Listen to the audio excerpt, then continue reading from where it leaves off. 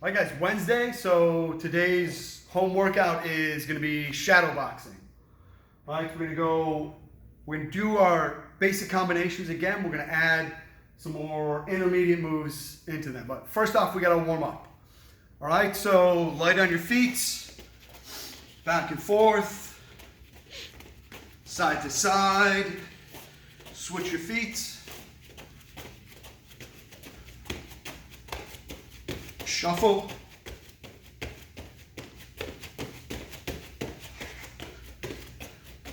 I know just a little information. I know you guys hear all the time in cross class, don't shuffle your feet when you're gonna kick, and don't shuffle your feet, it gets people's attention. There is one reason to shuffle your feet, to get their attention, right? So as a way of faking or feinting and misdirecting them, right? If I shuffle my feet before I kick, I'm letting them know what's going to happen. If I shuffle my feet and then I throw something else, I might catch them because I drew their attention somewhere else. All right, so hands up, guys, and twist. I think it's a good habit. We do the twist all the time. Good habit to keep your hands up as you do it. The more you make it a habit to keep your hands up, the less likely you're going to drop them when you need them up. All right? Let's loosen up our shoulders. And circle. Want our arms nice and loose. Up and down.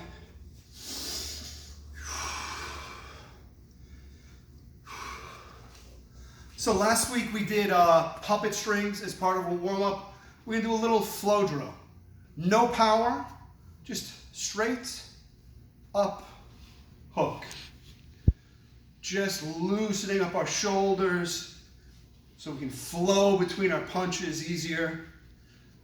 So we don't always have to be predictable.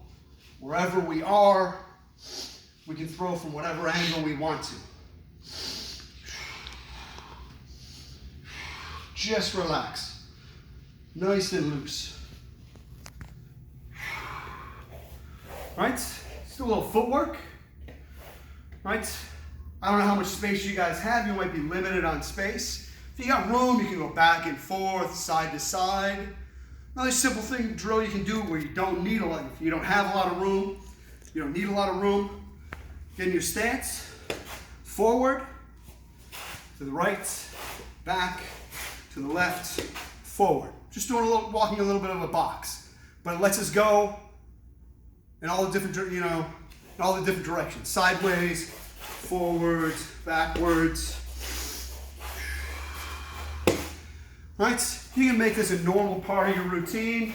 You can add punches into this. You can start pivoting when you get to the corners. Add as much in as you want to. All right, let's stretch our legs a little bit, touch your toes.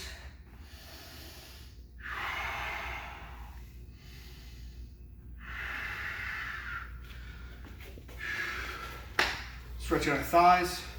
It's like even if you're just doing boxing, you're not adding in kicks, you're not adding in knees. Your power really should be coming from your legs anyway. From twisting your body, from pivoting at your hips. All right, nice and loose. Now, shadow boxing is a great workout. You don't need anyone else to do it.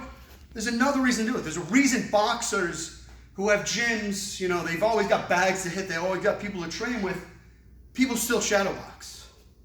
One of the reasons people do it is if you're always hitting a bag or always hitting mitts, there's always something catching that punch for you, right? So you can get away with making everything's a power shot. Problem with that is if you're throwing power all the time and you over rotate, you could be ending up off balance. You could throw a punch and now you're out of position. You're not in position to defend yourself. You're not in a position to follow up, and the other person is. Right? So shadow boxing you have to control your balance. You have to control where you are. You're gonna feel if you're throwing too hard and ending up out of position. So we do a similar thing we did last week. 30-second rounds. First one is just a warm up, and we're starting with just our basic combinations, right? 1 is our jab, 2 is jab cross, 3 is jab cross hook, and of course 4 jab cross hook cross, right? Hands stay up the whole time, always in our stance, right? Guys ready? Warmed up? Let's begin. All right, guys, everybody at home following along, get ready for round 1, 30 seconds. Keep light on your feet, and go. 1, 2, 3, 4, 3, 1. Remember, guys, this first round's just a warm-up, nice and easy. 1, 4, 3, 2, 3, and time. All right, don't sit down, stay on your feet, move around, stay loose. All right, so next round, we're gonna add in another command. The command's gonna be drop right. Drop right, we're gonna throw our 2 jab cross. We're gonna take a drop step to the right. Now, for those of you who haven't done that in class, drop step, I'm not pushing off my feet like I normally step. Drop step just means I'm gonna put my weight on my left foot and drop to the right. It's just a way of taking a quick step to get an angle, right? So I'm gonna throw my jab cross, drop to the right. Now, without standing back up, right from where I am, I'm gonna throw an overhand, okay? So if I just throw straight from here, I'm not gonna get over his arm, right? And if I stand up, I'm wasting time. I took that drop step to buy time and to get myself that angle. So I don't wanna waste any time before I throw back. Is that 30 seconds rest? Yep. All right, guys, get your hands up, get ready, light on your feet. If you're feeling warmed up, now you can start going a little bit faster, putting a little bit more energy in these. All right, guys, for those of you following at home, get ready, hands up, light on your feet. 30 seconds of sustained striking. Ready? 1, 3, drop right, 4, drop right, 2, 2, drop right, 4, drop right, and time. It's 30 seconds. All right, guys, so getting the blood pumping a little bit at this point, hopefully. All right, next command we're gonna add in is pivot. So once again, I'm gonna go with my jab cross, or my 1, 2, all right? Jab cross, this time instead of going right, I'm gonna step to the left, pivot on my left foot as I throw a hook. Right? I don't have to wait till after I've got here to throw. As I'm pivoting, that hook's already coming. Ending with a cross. So it's gonna be 1, 2, pivot hook, finish with the cross. Right? And all those other combinations are still in play. All right, guys, for those of you following at home, get ready. 30 seconds, and begin. 2, 3, pivot, drop right, 1, 4, drop right,